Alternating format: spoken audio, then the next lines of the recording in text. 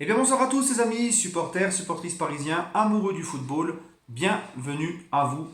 On se retrouve ce soir pour le quatrième épisode de la série du bilan de la saison 2018-2019.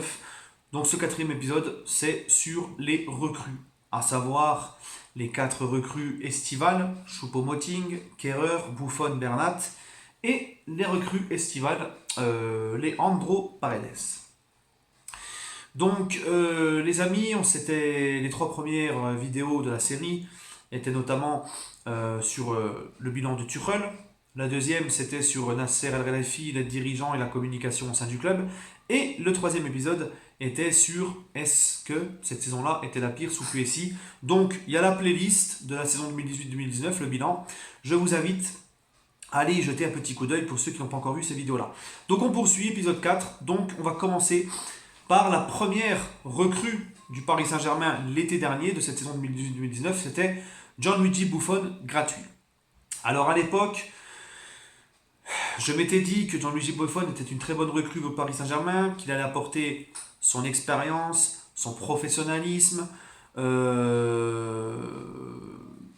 qu'il était encore dans le top 5 pour moi des gardiens, qu'il était encore au niveau, etc. Mais en fait, on se rend compte. Et je me suis rendu compte que, en fait, je me suis trompé. Il y avait d'ailleurs des supporters de la Juventus qui nous disaient attention, Buffon est encore loin de son niveau, il a fait une saison très moyenne sa dernière saison à la Juventus, ne vous attendez pas à avoir le Gigi Buffon qu'on connaît. Mais je pense aussi, pour la défense de Buffon, que déjà, tu arrives dans un environnement complètement différent de la Juventus de Turin, au niveau de ses dirigeants, au niveau de la mentalité des joueurs.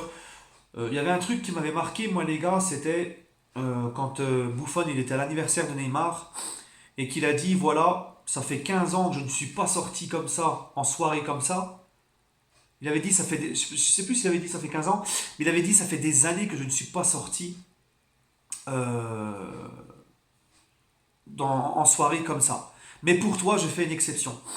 Donc on se rend compte qu'en fait le mec, il a fallu qu'il quitte la Juventus où c'était bien structuré, où c'était sérieux, où il était sérieux, pour venir au PSG, pour tomber dans le vice hein, des soirées, des anniversaires et machin.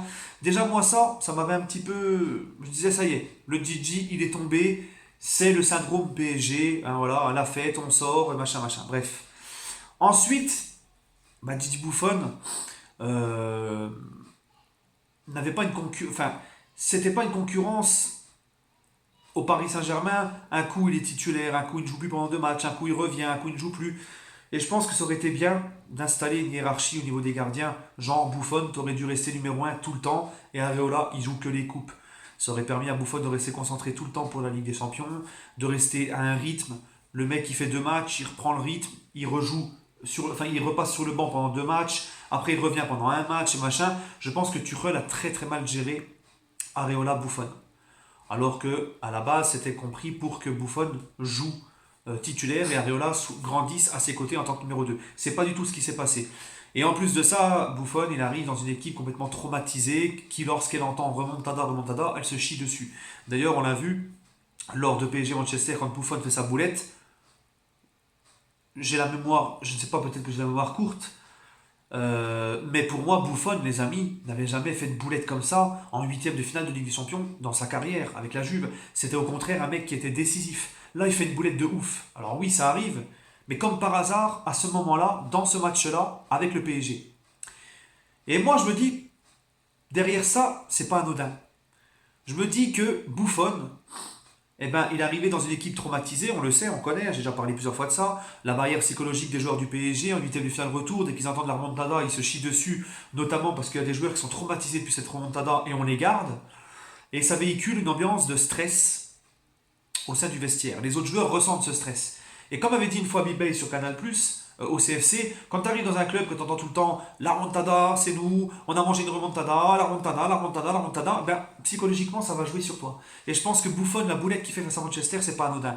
Je pense qu'il y avait un stress de sa part et aussi au niveau de l'équipe, quand tu vois la boulette de Kerrer et l'équipe complètement pétrifiée, qui n'arrive plus à mettre un pied devant l'autre, notamment en deuxième mi-temps, quand ils sont menés 2-1 sur le deuxième but de Lukaku. Voilà. Donc Buffon, on se rend compte qu'en fait, Bon, je ne doute pas qu'il a apporté de l'expérience, du professionnalisme, qu'il a dû apprendre pas mal de choses à Areola, mais on se rend compte qu'en fait, c'était pas le gardien qu'il te fallait pour aller loin en Ligue des Champions. Vu son âge, euh, moi, j'ai vu que Buffon devait rester au Paris Saint-Germain. Il avait fait un bon début de saison, et ensuite, quand l'équipe a sombré, il a sombré avec eux. Hein, complètement. C'était devenu un gardien quelconque. C'était plus la légende Buffon. Et il a sombré mentalement aussi avec l'équipe. Et ça, c'est aussi un problème. Donc, je pense que Buffon, hein, puis aussi, il a plus les mêmes réflexes, etc. C'est quand même 41 ans, Buffon. C'est quand même un âge, normalement, le mec, il est coach. Vous voyez. Bref, donc je pense que Buffon, apparemment, le PSG va prolonger son contrat. Le bilan de Buffon au PSG, on va dire, il est bon sur les 6 premiers mois, et comme tous les autres, il est dégueulasse sur les, autres, les 6 mois d'après. Et je pense que Buffon, vu qu'il veut prolonger, je ne dis pas non, parce qu'il continuera quand même tout de même à t'apporter son expérience, son professionnalisme, son respect au sein du club, etc. Mais en tant que numéro 2. Voilà, je veux absolument que le PSG, s'ils veulent garder Buffon, il reste numéro 2, il joue que les coupes, tu lui laisses que les coupes, et tu vas chercher un gros gardien, un Navas, un Loris ou un De Gea par exemple. Ensuite, donc Areola, je le vends. Mais bon, là, c'est pas le sujet, on parle des recrues. La deuxième recrue, c'est Thilo Kehrer. Thilo Kehrer, il me semble, les amis, qu'on a acheté, je crois, 37 millions d'euros, il me semble. Un jeune espoir, un jeune crack en Allemagne, beaucoup disaient du bien de lui. Quand il est arrivé, je ne le connaissais pas trop. J'avais un de mes potes qui avait suivi la Bundesliga qui m'a dit vous avez fait une bonne affaire, c'est une pépite, etc. Bon, qu'est-ce qu'on a vu de Kehrer? Saison très très très décevante, très très moyenne. Les deux seuls bons matchs de Kehrer, c'est face à Liverpool au Parc et à Old Trafford. Sinon, puis le match avec la Mannschaft contre l'équipe de France quand il avait bien résisté à Mbappé.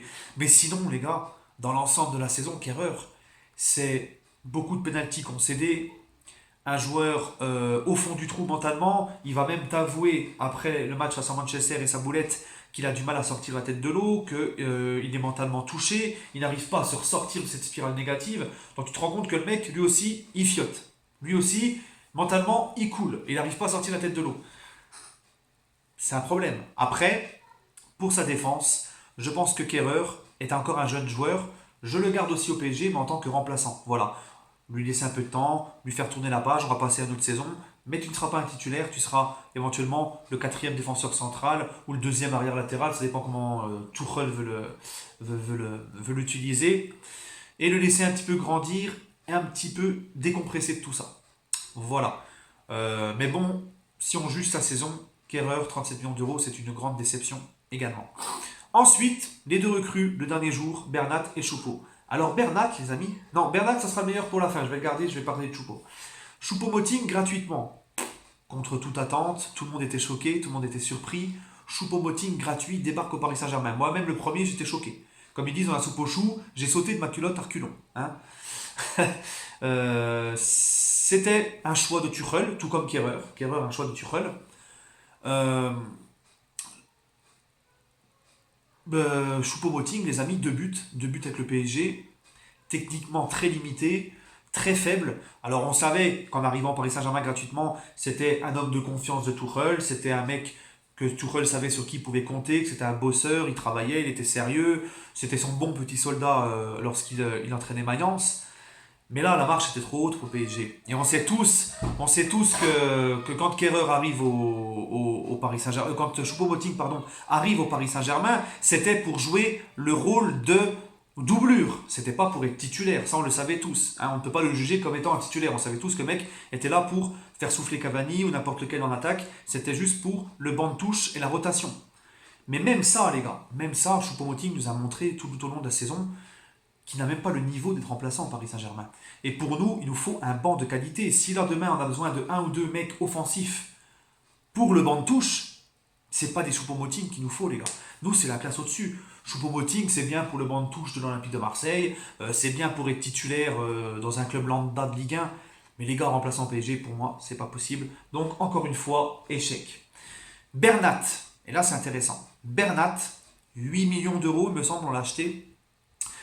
Troisième joueur au Bayern Munich. Bernat était quand même connu, c'était un très bon joueur à Valence. Très bonne saison, la première saison quand Guardiola l'a pris au Bayern Munich. Ensuite, blessure, régression, troisième latéral gauche du Bayern. Tout le monde s'est dit, et moi le premier, Moi, je pars du principe que j'attends toujours avant de juger. Je me suis dit, on jugera. Hein, il a du potentiel, mais on verra. Et en fait, Bernat, c'est une grande, par contre, c'est une grande satisfaction. Et Bernat aussi est un choix de Tuchel aussi. Notamment parce que Bernat est très à l'aise dans le système de Tuchel. Bernat, on sent qu'il a du ballon, qu'il a de la technique. Bon, c'est pas ça que ça défensivement, mais offensivement, il plante quand même 3 buts en Ligue des Champions très importants. Il marque au Parc face à Manchester, il relance ce match à un partout. Il marque 2 buts décisifs en poule de Ligue des Champions. Je ne sais même pas s'il en marque 3 en Ligue des Champions, je ne sais même plus. En tout cas, il marque un but face à Naples et il marque face à Liverpool. 2 matchs très très importants. Il permet de ramener un point de Naples et il permet de gagner 2-1 face à Liverpool. Donc en gros, la qualification en huitième de finale de Ligue des Champions, on la doit beaucoup à Bernat. Il a toujours fait ses matchs, il a toujours tout donné, malgré des débuts très difficiles, le temps qu'il retrouve le rythme, le tempo, ses sensations. Mais là, c'est une grande satisfaction. Lui, par contre, Bernat, c'est une grande satisfaction. Et j'espère qu'il l'année prochaine, donc il sera là. Par contre, il faudrait lui ramener un latéral gauche de plus grande qualité qu'un Kurzawa, hein, parce que Nsoki va partir, Tuchel lui fait pas confiance, Kurzawa c'est plus possible. Faudrait lui ramener un très bon latéral gauche pour le mettre en concurrence, pour mettre en concurrence Bernat afin qu'il ne s'endort pas sur ses lauriers et sur ses acquis. Pour le pousser à faire encore plus et rester dans un niveau stable. Ensuite, la dernière recrue, c'est celle d'hiver. Leandro Paredes. Et lui, il fait beaucoup parler. Beaucoup de supporters parisiens le dézinguent, disent que c'est un nul. Il y en a même qui disent qu'il faut déjà le revendre, machin. Moi, je serais moins dur avec Leandro Paredes. Il est arrivé au Paris Saint-Germain dans une période de mi-saison. Il est arrivé en janvier. C'était l'intersaison au Zénith Saint-Pétersbourg. Il n'est pas arrivé à 100% physiquement. Il arrive au moment où le PSG a une panoplie de blessés. Jamais le même mec à ses côtés. Tuchel qui aime bien changer tout le temps de dispositif, donc Paredes ne joue jamais dans la même manière, avec le même mec à côté de lui, dans le même dispositif. Et en plus de ça, il arrive au moment où l'équipe elle est en dessous mentalement. Donc forcément, c'est pas ça qui est ça. Donc pour une intégration, oui, pour s'intégrer, c'est vraiment pas l'idéal.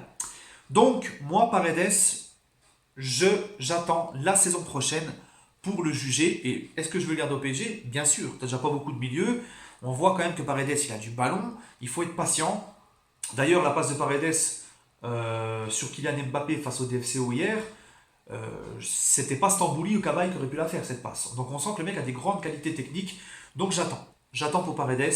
Voilà les amis, c'était mon petit bilan de la saison des recrues. Voilà. Dites-moi en commentaire ce que vous en pensez. Je vous souhaite à tous une excellente soirée et allez Paris, n'oubliez pas, demain il y aura mon live sur Facebook de 20h à 21h. Sur ce les amis, prenez soin de vous et allez Paris.